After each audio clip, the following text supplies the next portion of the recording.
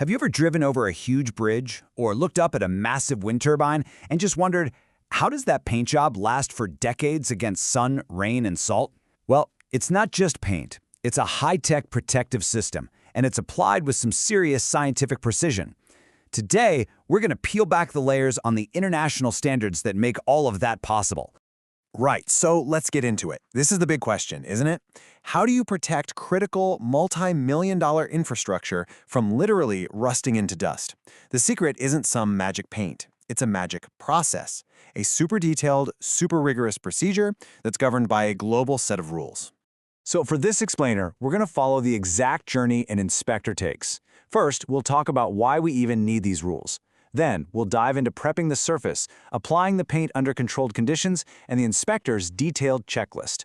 After that, we'll see how it's all measured, and finally, how it all comes together for a finish that is truly built to last. Okay, first things first. Before anyone even thinks about picking up a tool, everyone involved, from the owner of the structure to the team applying the paint, has to be speaking the exact same language. And that language is written in the standards. So what is a standard, really? Think of it like a universal rulebook. It lays out the exact procedures, the codes, the test methods that guarantee a project is done the right way every single time, no matter where you are in the world. It's all about consistency, safety, and making sure the thing actually works. And who makes up these rules? Well, it's a handful of really respected global organizations. You've probably heard of ISO. But in the coatings world, the big players are folks like AMPP, which is actually the new powerhouse formed by merging SSPC and NACE, and ASTM. These are the expert groups that write the incredibly detailed playbooks for the entire industry. For instance, you've got ASTM International. They publish these super detailed documents like the Standard Guide for Painting Inspectors. Now, this isn't some flimsy pamphlet. It's a massive guide that covers literally everything, from checking the steel before you start to signing off on the final job. For an inspector, this thing is their Bible on site. All right, now that we know the rules of the game, we can get to the first and honestly the most critical part of any job, preparing the surface. It might sound crazy, but what happens before the paint goes on is often way more important than the painting itself. And hey, that's not just my opinion. That is a direct quote from that ASTM guide we were just talking about. So why is it so important? Simple. A coating is only as good as its grip on the steel underneath. If that surface isn't perfectly prepared, the coating is going to fail. Period. End of story. So getting that perfect surface is a whole process. First up, you've got to do a deep clean to get rid of any gunk like oil or grease.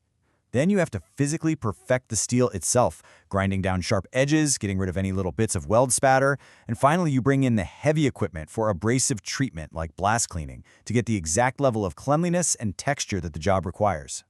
And what's really cool is that this isn't a one-size-fits-all thing.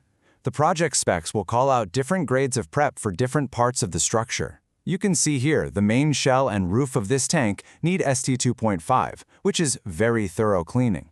But the ladder and pipes, they only need ST 2.0, or thorough cleaning. The level of detail is just amazing. Okay, the surface is pristine. Now it's time to actually apply the coating. But again, we're not just talking about slapping on some paint here. This is a scientifically controlled procedure where the materials and the environment are just as important as the person with the spray gun. Before a single can gets opened, the inspector runs through a crucial pre-flight checklist on all the materials. Are these the right products? The right colors? Are the batch numbers recorded? Has the paint been mixed perfectly? Is it still within its shelf life? Every single one of these details matters. A mistake here could compromise the entire project. And then you have the weather. You just can't paint if the conditions aren't right. The spec defines this really narrow window of what's allowed. The surface has to be warm enough, and this is the big one. It has to be at least 3 degrees Celsius above what's called the dew point. If it's not, you get invisible condensation on the steel, the paint won't stick right, and you're looking at a massive failure down the road. So who's keeping track of all these moving parts? That is the job of the coating inspector. They are the eyes and ears of the entire project, and their job is to observe, test, and document every single stage to make sure it all follows the standard. You know, the inspector is constantly checking the environment with a whole bunch of gadgets. We're not talking about just glancing at a weather app. They're taking precise measurements of the air and surface temperature, the humidity, and calculating that all-important dew point. The second any of these numbers fall outside the spec, work stops. That's it. And their checklist goes way beyond the weather. They're checking the equipment, too. Is the abrasive material the right kind to create the surface texture we need? Is it clean? Is it dry? They'll even run a test on the compressed air that's used for blasting to make sure it's totally free of oil or water, because even a tiny bit of contamination could ruin that perfect surface they just created.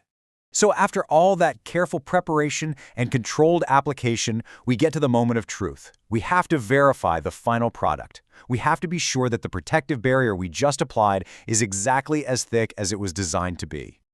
This all boils down to one supercritical measurement: dry film thickness, or DFT.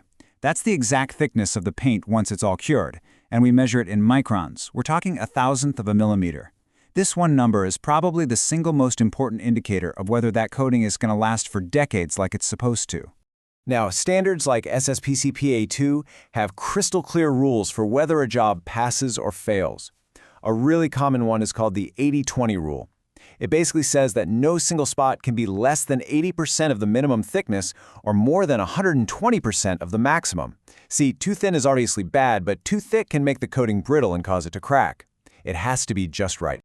And the way they measure is incredibly thorough. An inspector doesn't just take one reading and call it a day. As you can see here, for any given spot, they take multiple readings and then calculate an average. Why?